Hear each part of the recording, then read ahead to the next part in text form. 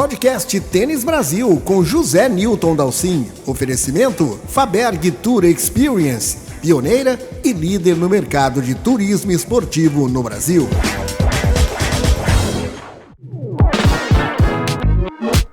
A tão aguardada fase dos grandes torneios europeus sobre o saibro começa nesta semana em Monte Carlo, com maciça presença dos melhores do mundo. O masculino tem um calendário tradicionalmente muito apertado sobre o saibro europeu.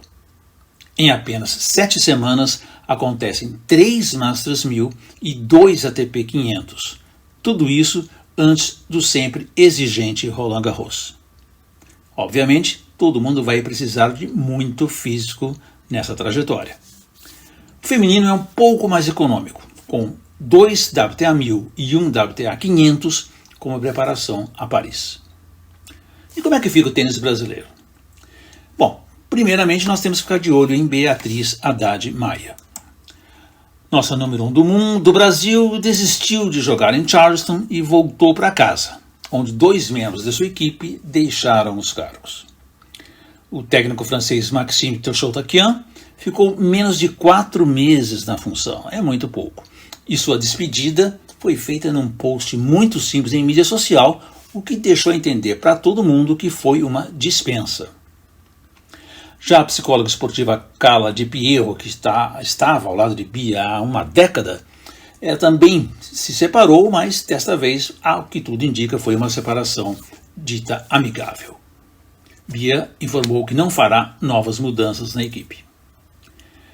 Nesta semana aqui, final de semana na verdade, Bia vai ao piso sintético tcheco para a dificílima disputa contra o time local na repescagem da Billie Jean King Cup. Pior ainda para ela, que o piso escolhido é o piso sintético, portanto ela vai ter que treinar nessa quadra antes de ir para o saibro. A paulista de 28 anos, na teoria, sai um pouco prejudicada nessa preparação para Stuttgart, que é o primeiro torneio grande, o torneio 500, que pelo menos é disputado em saibro coberto e tudo indica então uma quadra um pouco mais veloz. Aliás, essas mesmas condições devem acontecer em Madrid. Madrid tem a questão da altitude e de eventualmente se jogar em quadra coberta em caso de mau tempo. Isso torna também as condições mais velozes. Bia foi contratada aqui pelo podcast Tênis Brasil para bater um papo, avaliar suas chances de retorno ao saibro europeu, contar um pouquinho de como ela se preparou, planejou se preparar, se fez algumas mudanças e tal, mas ela, mais uma vez, preferiu não dar entrevista. É uma pena. O saibro, de qualquer forma, é teoricamente uma boa superfície para que ela tente reação nessa temporada ainda muito fraca. Basta lembrar que Bia obteve resultados expressivos sobre a terra europeia nestas 2 últimas temporadas. No ano passado, ela ganhou da Maria Sakkari, ganhou da Emma Navarro para fazer quartas em Madrid. E todos, obviamente, se lembram da grande campanha de 2023, em que ela fez semifinal em Roland Garros. O outro brasileiro com todas as atenções necessárias será, é claro, João Fonseca. Ele preferiu esticar ao máximo a sua preparação. Poderia ter recebido convites para jogar Monte Carlo, Barcelona, aparentemente ele nem se interessou nisso, e ele entrou direto nas chaves de Madrid e Roma. Como esses 2 Masters 1000 são agora torneios estendidos de 10 dias, as chaves pularam para 96 participantes. E assim, o carioca de 18 anos entrou diretamente nas 2 listas. No ano passado, aliás, o Fonseca disputou o primeiro Masters da sua carreira lá em Madrid e, vocês se lembram, passou uma rodada, foi um grande resultado.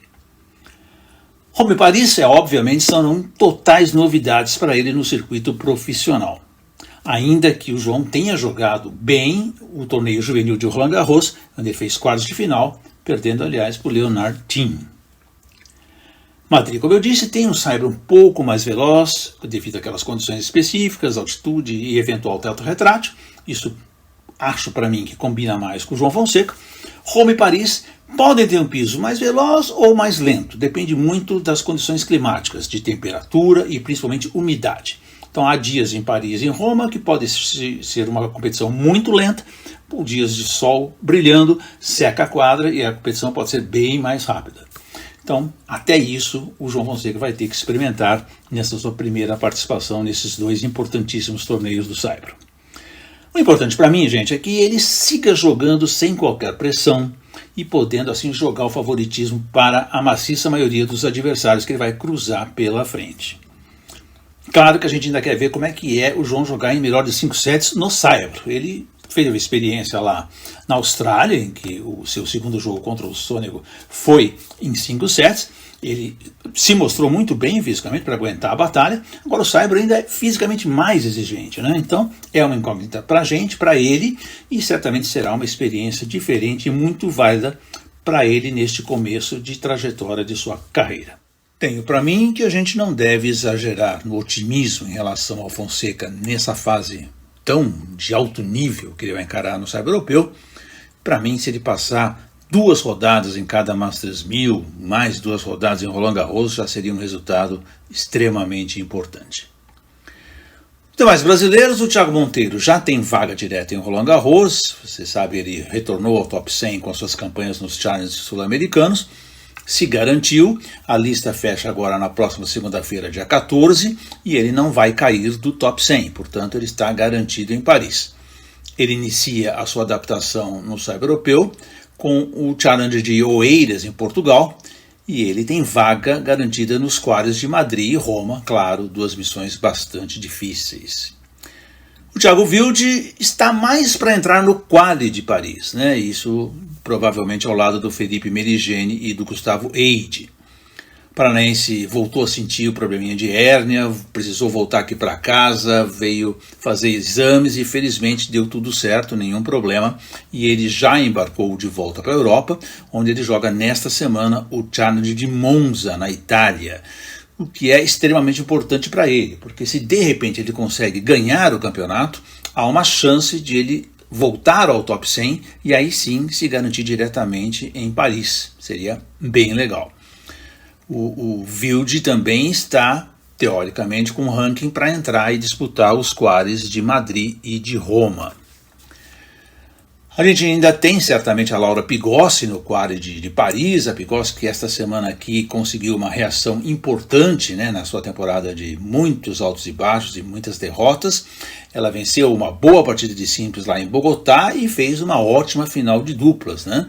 Deve ter uma boa motivação e agora quem sabe com uma chave boa lá no quali de Roland Garros, ela consiga jogar pela segunda vez o Grand Slam francês, segunda vez consecutiva, já que o ano passado ela conseguiu também furar o quali e entrar, né? Claro que a Laura aí vai ter que fazer uma caminhada por torneios menores de preparação, porque ela não consegue entrar em nenhum desses grandes torneios europeus do saibro. E fica sempre uma esperança de sucesso com as duplas, né? Rafael Matos e Marcelo Mello, afinal das contas campeões do Rio Open, portanto com condições de se adaptar bem ao saibro, até mesmo muito lento, eles devem tentar entrar nos 500, dificilmente vão jogar os Masters, e com certeza com o ranking combinado entre eles hoje, né, os dois ali entre os top 40, eles devem entrar certamente em Paris. O Orlando Luz certamente se ajeitou bem com o francês Grégory Jacques, estão uma parceria boa, estão jogando mais Challengers, obviamente o desafio de ATP 500, que foi nesta semana inclusive, foram ao ATP 500 lá em Bucareste e não se deram tão bem, mas acho que os dois conseguem ali ainda fazer alguns resultados bons no saibro europeu. E o Fernando Romboli, olha, excelente fase, tem que aproveitar o embalo, vice de Indian Wells, agora o título em Houston, portanto quadros inclusive diferentes, né? Houston é o saibro, e ao lado do australiano John Patrick Smith. E eu acho que o Romboli aí também é uma figura para a gente ficar bem atento, ele acaba de alcançar seu melhor ranking, agora ele é o número 60 do mundo, então temos que ficar de olho nele. Eu acho que ele pode também fazer uma boa campanha nas duplas na Europa. Quem precisa certamente buscar recuperação é a Luísa Stefani, né? A Luísa vem trocando muito de parcerias, isso obviamente não dá confiança e não dá integração. Parece que agora finalmente ela firmou um acordo com a húngara Timea Babos, isso é bom, né? Deve ganhar mais corpo, mas é uma pena que os pisos mais lentos não são exatamente as especialidades da Luísa, né? Então talvez no saibro europeu ela ainda não consiga grandes resultados. A gente ainda não sabe se a Bia vai entrar nas duplas nessa passagem sobre o saibro. Muito bem, e para fazer uma análise do tênis internacional, vamos começar pelo feminino. Convido aqui o nosso especialista do Tênis Brasil, Mário Sérgio Cruz, para comentar com a gente o que ele espera, qual é a expectativa em relação ao topo do ranking, a disputa de Iga Swiatek, que defende muito ponto, ganhou quase tudo no Saibro do ano passado, a ascensão da Aryna Sabalenka, essa grande fase da Mirra Andreeva, tão jovem, já conseguindo grandes resultados. Vamos ver o que é que o Mário Sérgio Cruz espera do circuito feminino sobre o Saibro. No ano passado, a Iga conquistou os 3 principais torneios no Saibro: Madrid, Roma e Roland Garros, além de ter sido semifinalista de Stuttgart, torneio que ela já venceu 2 vezes, em 2022 e 2023. Pelo histórico, a polonesa é favorita nesse momento da temporada, especialmente em Roma e Paris. No circuito feminino, ela é marcada por torneios muito diferentes entre si. Charleston é no Saibro Verde, Stuttgart em quadra coberta, Madrid tem altitude e Roma talvez seja onde você tenha condições mais parecidas com Roland Garros. Talvez em Estrasburgo você também tenha uma quadra mais próxima do que você vai ter em Paris, mas por causa da semana, o torneio fica um pouco esvaziado em termos de jogadoras top, mesmo sendo um WTA 500. As 2 principais candidatas a ameaçar o domínio da Iga no Saibro são Aryna Sabalenka e Mirra Andreeva. Número 1 do mundo, Sabalenka foi bicampeã em Madrid e tem um histórico de boas campanhas em Roma, Stuttgart e Roland Garros, onde vai em busca de títulos inéditos para aumentar sua diferença na liderança do ranking. Já a Andreeva, que completa 18 anos no final deste mês, foi semifinalista em Paris no ano passado e chega motivada depois de ter conquistado seus 2 primeiros WTA 1000 da carreira, em Dubai e também em Indian Wells, além de contar com toda a experiência da treinadora espanhola Conchita Martínez. É isso aí, obrigado Mário Sérgio Cruz pelas tuas opiniões e palpites. Agora eu vou convidar outro grande jornalista envolvido em tênis, Otávio Maia, para dar uma análise do que ele espera que aconteça sobre o Saibro europeu com os homens, o circuito masculino. Otávio Maia, é com você. Olá Zé, obrigado pelo convite, sempre um prazer participar aqui do podcast no Tênis Brasil. Bom, essa temporada de Saibro, ela me parece que começa de uma maneira bastante atípica, porque esse é um dos raros momentos em que a gente olha para o top 10 e nota que entre os jogadores que já se provaram realmente um fator em quadras de Saibro, nenhum deles está num momento de perfeito equilíbrio e de grande embalo no circuito, né? Então, o número 1, Jannik Sinner, continua suspenso, vai voltar às quadras próximo a Roland Garros, e a gente não sabe exatamente com qual ritmo de jogo. O número 2, Alexander Zverev, desde o Australian Open, vem patinando mais do que acertando, tem jogado um tênis bastante pobre, e desperdiçado oportunidades de se aproximar da liderança do ranking. Carlos Alcaraz, número 3, talvez num dos piores momentos técnicos da sua carreira, bastante instável, dessa vez não tem cansaço, não tem um problema físico mapeado e divulgado, a questão parece meramente de confiança. O número 4 é Taylor Fritz, que não tem no Saibro o seu piso preferido. Depois vem Djokovic, que, embora tenha jogado muito bem em Miami, né, onde ficou com vice-campeonato, ele certamente vai encontrar em Roland Garros o maior desafio físico para o seu desejo de ganhar mais um Grand Slam.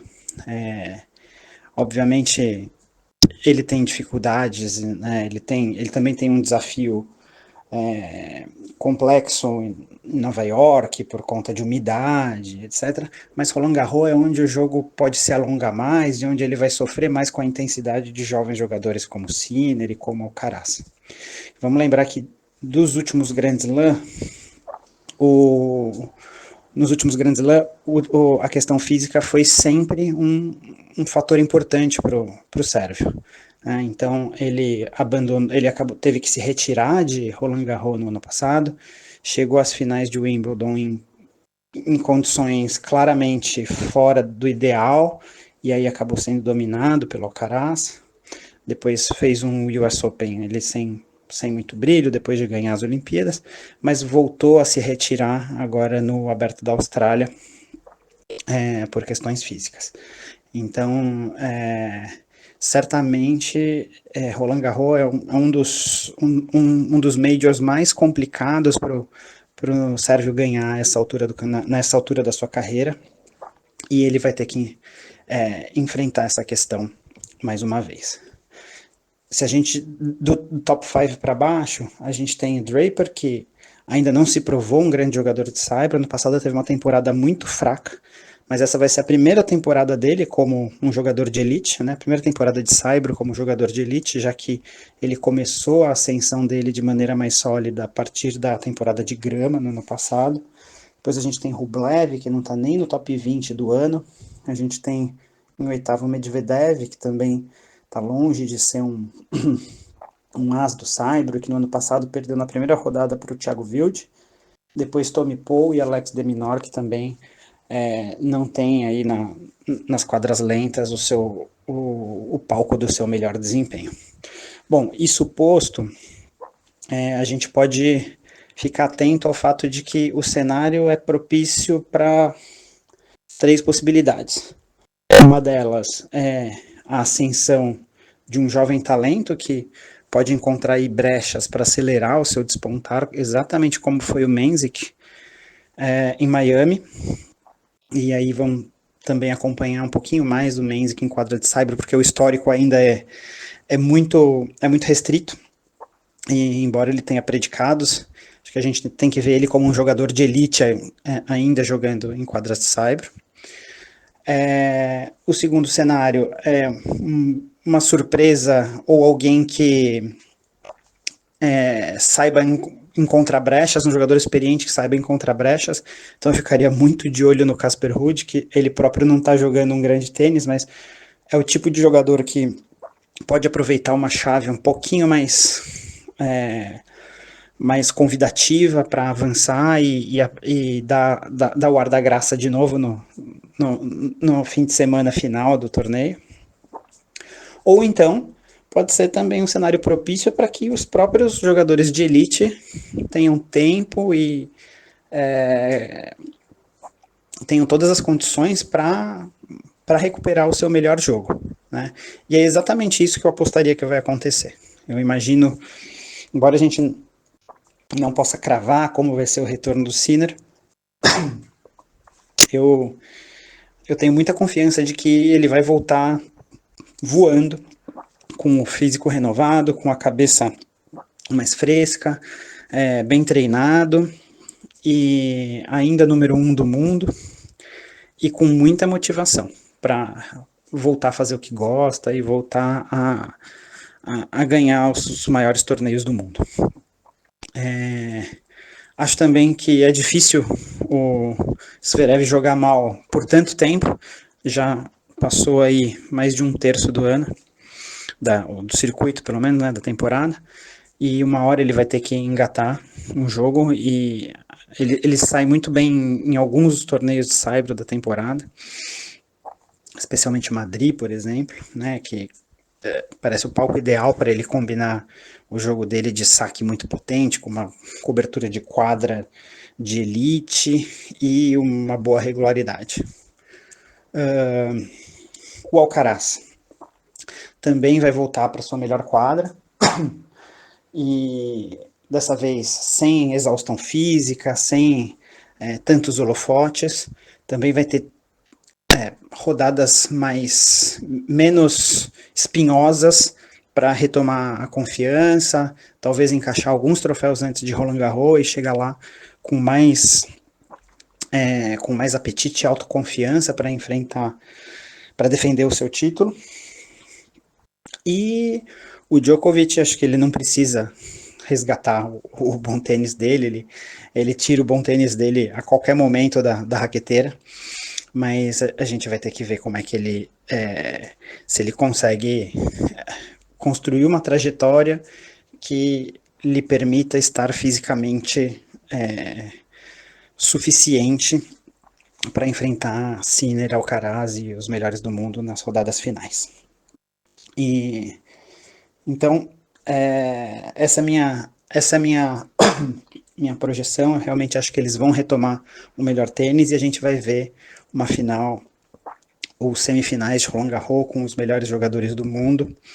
E meu palpite é de que o troféu vai ficar com o Sinner, com o físico em dia, com cabeça em dia e com muita motivação para retomar o seu lugar no circuito. É isso, muito obrigado e a gente se vê. Valeu, Otávio Maia. Sempre ótimas análises aqui pra gente no podcast de Tênis Brasil. Para encerrar a edição desta semana, ainda preciso dar o destaque para as ótimas campanhas da gaúcha Petra Rivoli e do brasiliense Pedro Chabalgoit, que venceram neste domingo lá na Sociedade Harmonia de Tênis aqui em São Paulo, o qualificatório sul-americano para a chave juvenil de Roland Garros. Garantiram assim vaga direta no Grand Slam francês e vão estar ao lado de um time brasileiro bem forte, bem considerável, que já tem Vitória Barros, João Pedro Bonini e o Guto Miguel. Ainda deve tentar o quali juvenil lá na época, na semana anterior, a primeira semana de Roland Garros, semana anterior ao torneio juvenil, o Vitor Lima, o Gustavo Albieri e a Naná Silva. A Naná que preferiu não jogar o quali aqui na América do Sul e tentar o quali oficial para testar a sua qualidade de tênis. Eu achei até uma decisão bem interessante, bem acertada de sua equipe. A nova geração do tênis brasileiro continua prometendo muito. Abraço a todos vocês e até a próxima semana. Viva os maiores eventos esportivos do mundo com as experiências exclusivas que só a Faberg pode proporcionar. Garanta seus ingressos e pacotes personalizados para sentir essa emoção com sofisticação, conforto e acessos privilegiados. Acesse faberg.com.br e garanta seu lugar.